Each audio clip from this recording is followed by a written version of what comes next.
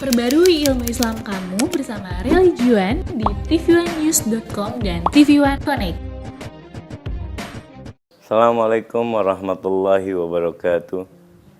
Bismillahi, Masya Allah, Bismillah, la hawla wa la quwata illa billah. Bismillah, la yasrifu syu' illallah. Bismillah, ma min ni'matin faminallah. Wa asyhadu an la ilaha illallah wa asyhadu anna Muhammadan abduhu wa rasuluh. Amma ba'd. Pemirsa TV One, Assalamualaikum Nusantara yang dirahmati oleh Allah, yang dengan karunia dan taufiknya kita bertemu lagi saat ini dalam kajian dengan tema masih yang sama, yaitu Bismillahirrahmanirrahim. Kalau sebelumnya kita telah mengkaji bagaimana makna dan hakikat dari setiap huruf di dalam kalimat Bismi dan apa makna setiap hurufnya. Ba di dalam awal huruf Bismillahirrahmanirrahim bermakna lil musahaba wal isti'anah. Maknanya adalah untuk pertolongan dengan namanya. Kita memohon pertolongan Allah. Dengan zat dan sifat sayangnya kita memohon kasih sayang Allah. Dengan sifat Rahman dan Rahimnya kita memohon kepada Allah rasa kasih dan sayang daripada Allah. Pembahasan selanjutnya tentang kalimat ismun atau sumu telah kita jelaskan bahwa ada 18 wazan atau bentuk kalimat pada kalimat ismun. Lil ismi asral lugat ma'a samaniyatun bin naqli jidi syekhun nasi akmaluha sammat sama wa ismun wa zada simatun kaza sama'un bitaslisi li awaliha wa asluha sumuh huzifatul waw tahfifan li kasratil isti'mal. Asal kalimat ismun dari sumuh maka dihilangkan wawunya di kasratul isti'mal karena perbanyaknya seringnya digunakan kalimat sumuh. Wa litagab harakat was sakana sin wa harakal mim was tulibatil alif al wasl, dan diharakatkannya sin wa sakana sin dan disukunkannya sin dan diharakatkannya mim dan dimasukkannya alif maka menjadi asma. Wa sumiyat sama itu duna awsam, tapi bukan daripada awsam. Kalimat ismun yutlaq ala nafsi zatil haqiqatil wujud wal ain indahum minal asma mutaraddifa kama naqala Imam Abu Bakar bin Faruq. Kalimat ismun yutlaq ala nafsi zatil haqiqah. Kalimat ismun menandakan kepada hakikat zat yang tadi kita telah jelaskan berasal dari kalimat huruf alif, maka ismun tersebut adalah zat yang menunjukkan tentang zat Allah dan tidak akan mampu seseorang sampai kepada Allah kecuali harus dengan kalimat Rahman dan Rahimnya, kecuali dengan kalimat kasih sayangnya.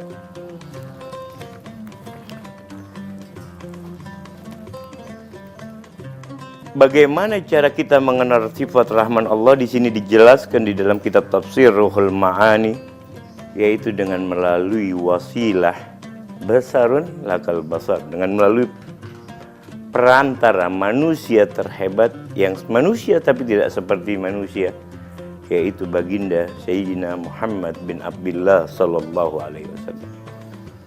Apa maksudnya? Karena di dalam diri Sayyidina Nabiyuna Muhammad bin Abdullah sallallahu alaihi wasallam memiliki sifat-sifat ketuhanan dalam bentuk manusia.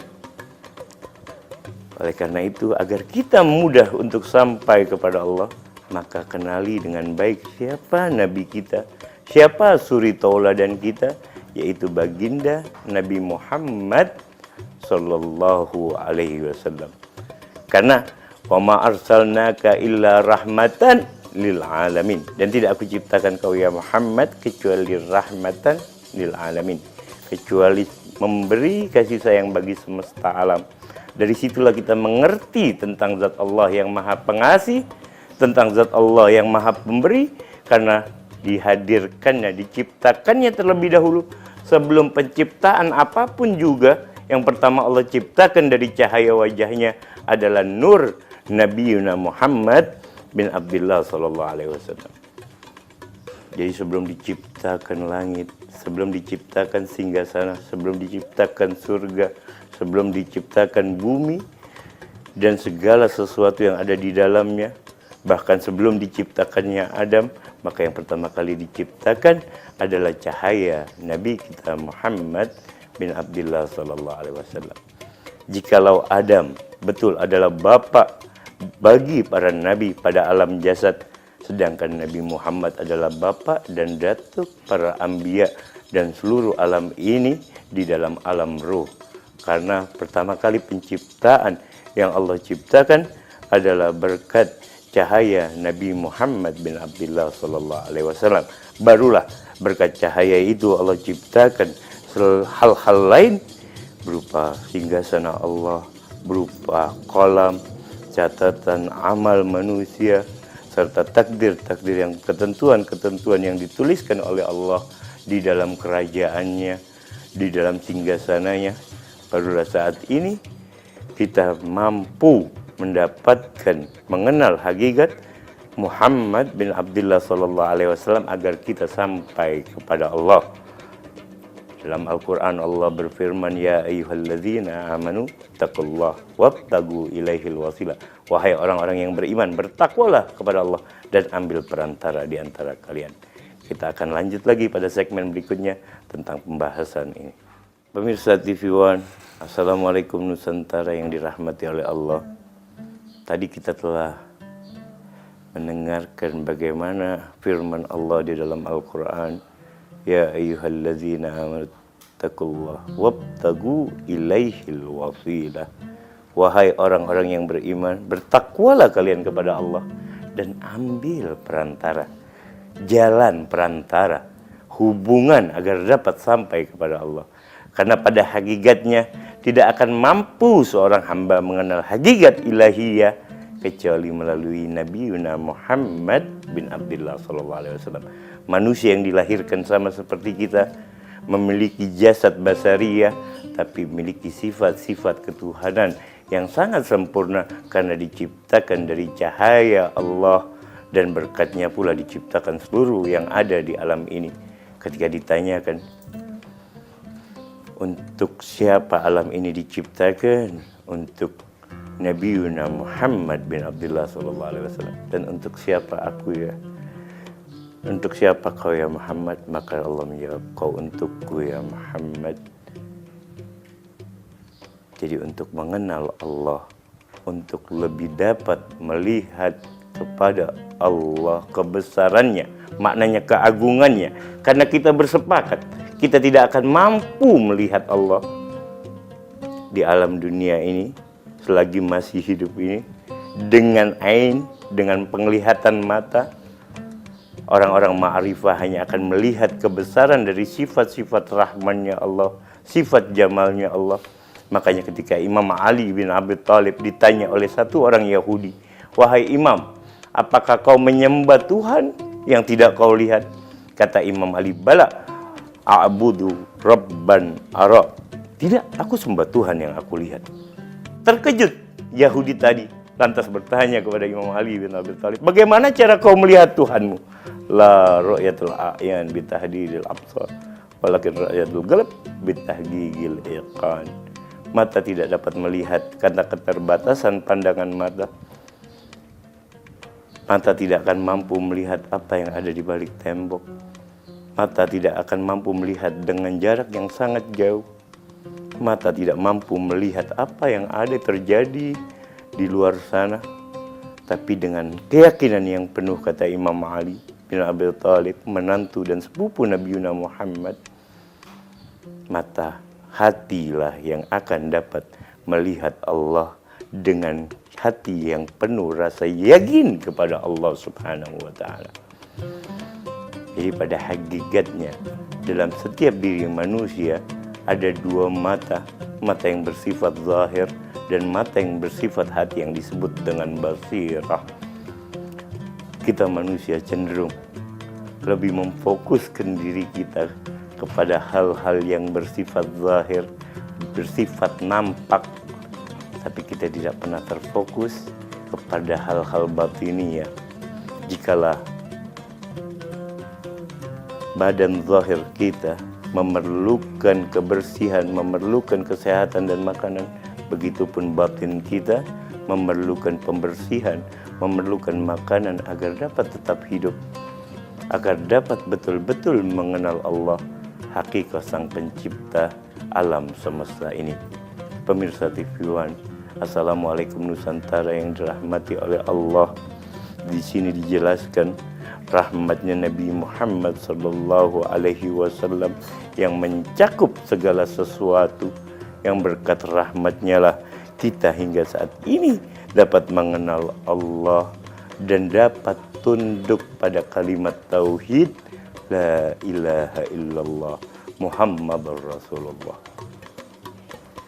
Sedangkan kalimat Allah adalah lafzul jalalah. Lafzul jalalah bahkan di dalam lafaz yang melambangkan tentang keesaan, keperkasaan, kegagahan Allah, kebesaran Allah, keagungan Allah, yang kalimat ini berkata sebagian ulama merupakan asma Allahil a'zam, merupakan nama Allah yang paling mulia. Apa nama Allah yang paling mulia? Yang apabila seseorang berdoa dengan itu kalimat, maka akan dikabulkan doa kita, maka akan diterima permohonan kita, maka akan dijawab permintaan kita oleh Allah apabila kita berdoa dengan namanya yang maha mulia. Walaupun ada pendapat lain yang mengatakan nama Allah yang maha mulia adalah Ya Hayyu Ya Qayyum. Pemirsa TV One yang dirahmati oleh Allah Subhanahu wa Ta'ala, jadikan diri kita sebagai hamba Allah yang senantiasa selalu mengenal Allah sebagai zat sang pencipta, dan kita hanyalah hakikat dari kehambaan seorang hamba, dan jadikan diri kita betul-betul sebagai hamba. Hamba di hadapan Tuhannya yang maha kuasa. Hamba di hadapan sang pemilik yang maha dermawan. Hamba di hadapan Tuhannya yang maha tinggi, Allah Subhanahu wa Ta'ala. Karena dengan mengenal dengan baik Allah Subhanahu wa Ta'ala, maka kita akan dapat sampai kepada Allah. Di dalam sebuah kisah, Sayyidi Ahmad At-Tijani beserta para murid-muridnya ketika ingin melewati sebuah sungai, maka Sayyidi Ahmad At-Tijani memerintahkan murid-muridnya untuk memanggil namanya Ahmad, Ahmad, Ahmad. Semua muridnya dapat berjalan di atas air hanya dengan menyebutkan kalimat gurunya Ahmad, Sayyidi Ahmad At-Tijani. Salah satu muridnya berkata, memanggil nama Allah, Ya Allah. Lantas murid tadi yang memanggil nama Allah tenggelam di sungai tersebut. Sedangkan yang murid yang lain dapat berjalan di atas air. Bagaimana orang yang memanggil nama Allah malah tenggelam, sedangkan yang memanggil nama gurunya Ahmad malah dapat berjalan di atas air? Kita akan saksikan penjelasannya lebih lanjut pada segmen berikutnya. Kisah terakhir tadi menggambarkan kepada kita sesuatu yang sangat janggal. Seseorang yang menyebutkan nama gurunya Ahmad dapat berjalan di atas air, sedangkan yang memanggil nama Allah malah tenggelam. Lantas muridnya bertanya yang tenggelam tadi, Ya Imam, mengapa teman-temanku yang memanggil namamu dapat berjalan di atas air, sedangkan aku memanggil zat yang maha agung yaitu Allah, malah aku tenggelam? Imam Ahmad Tijani pun tersenyum. Sayyidi Ahmad Tijani tersenyum, lantas berkata, sudahkah kau kenal dengan baik nama yang kau panggil tadi, yaitu Allah zat yang maha suci, Allah zat yang maha besar, Allah zat yang maha agung. Kuperintahkan kau memanggil namaku bukan untuk mengkultuskanku, tapi agar kau dapat kusampaikan kepada Allah Subhanahu wa Ta'ala. Inilah pentingnya sebuah perantara. Inilah pentingnya sebuah wasilah. Kita tidak pernah meminta kepada makhluk. Kita tidak pernah meminta kepada sama makhluk, tapi melalui perantara makhluk-makhluk yang memiliki kedekatan dengan Allah lah kita memohon agar kita pun mendapatkan kedekatan kepada Allah. Tadi kita telah mendengar bagaimana pentingnya sebuah perantara untuk dapat sampai kepada Allah melalui jalur orang-orang yang dikasihi oleh Allah. Memiliki hubungan dengan mereka adalah sebuah keberuntungan. Memiliki kedekatan dengan orang-orang yang dekat dengan Allah lah kita dapat menjadikan diri kita pun mengenal dan dekat kepada Allah. Bukan meminta kepada mereka. Sang pemberi pada hakikatnya hanya Allah. Sang penyembuh pada hakikatnya hanya Allah. Sang penghakim pada hakikatnya hanya Allah. Sang penentu pada hakikatnya hanya Allah. Tapi kita memerlukan perantara atau wasilah yang dapat menghubungkan kita dengan Allah Subhanahu wa taala. Pemirsa, Assalamualaikum Nusantara TV yang dirahmati oleh Allah. Pada kajian ini agar kita betul-betul mengerti sebagai hamba Allah yang serba kurang, yang serba dalam kelemahan dan sedikit pengetahuan kita tentang Allah dan asal muasal penciptaan kita. Hakikat diciptakan dan dilahirkannya kita di dunia ini hanya semata-mata untuk menyembah kepada Allah. Cara menyembah kepada Allah dengan betul-betul mengenal. Liya'budun liya'rifu. Makna liya'budun atau untuk mengenal. Makna menyembah adalah untuk mengenal kepada Allah. Jikalau tadi Bismillahirrahmanirrahim intisarinya kita dapat mengenal hakikat Allah melalui perantara kekasihnya Sayyidina Muhammad bin Abdullah sallallahu alaihi wasallam, dengan perantara manusia yang sama seperti kita. Allah ciptakan agar lebih memudahkan kita sebagai hamba-hambanya. Muhammad Rasulullah juga manusia yang memerlukan makan dan minum, yang memerlukan udara atau oksigen dan memerlukan istirahat. Tapi bagaimana kita lihat akhlak dan budi pekerti Nabi Muhammad yang memiliki sifat-sifat ketuhanan. Karena dalam diri manusia terdapat dua unsur malakut dan unsur bahimah, unsur malaikat dan unsur binatang, yang apabila kita tekan unsur kebinatangan kita, maka yang akan timbul adalah unsur-unsur malaikat. Kecenderungan untuk berbuat baik terhadap sesama, kecenderungan untuk berbuat baik terhadap makhluk manapun yang ada di alam ini, karena kita memiliki dari sifat Rahman. Karena sifat Rahman Allah tidak terkhusus hanya untuk kaum muslim dan mukmin. Sifat Rahman Allah mencakup bagi semesta alam semuanya, muslim atau non muslim, yang beriman kepada Allah ataupun mereka yang mengingkari Allah, mendapatkan dari sifat Rahmannya Allah. Karena sifat Rahman Allah mencakup segala sesuatunya. Jikalau tidak, mungkin mereka yang di luar Islam tidak akan dapat menghirup udara karena tidak ada sifat dari kasih sayang Allah. Tidak dapat hidup lama dan berpenyakitan karena tidak mendapatkan kasih sayang Allah. Tapi sifat Rahim lebih khusus lagi. Sifat Rahim lebih khusus, dan melaluinya adalah Nabi. Isyarah dari sifat Rahim adalah Nabi Muhammad bin Abdullah yang maha pengasih, yang khusus bagi umat Islam.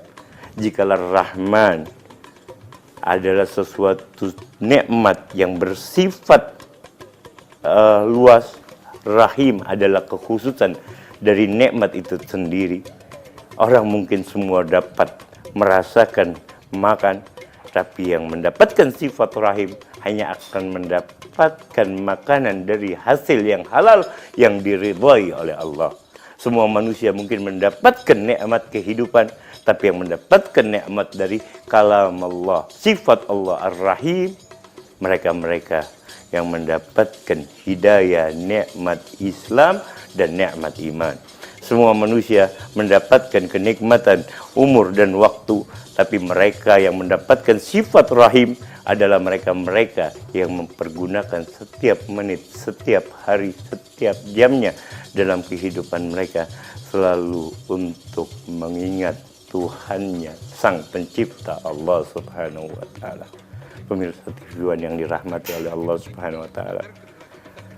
Pada kesempatan kali ini kita telah membahas dengan sempurna kalimat Bismillahirrahmanirrahim, yang mudah-mudahan dengan berkat kalimat Bismillahirrahman yang kita pahami dengan baik bahwa kita hanyalah hamba yang rendah, hamba yang tidak memiliki daya, hamba yang tidak berkemampuan, dan melalui perantaranya Nabi Muhammad, melalui perantara makhluk terbaik yang pernah diciptakan oleh Allah, yang dengannya diterimanya taubat Adam alaihissalam, yang dengan perantaranya bahkan Khalilur Rahman dapat merasakan kesejukan walaupun dimasukkan ke dalam api.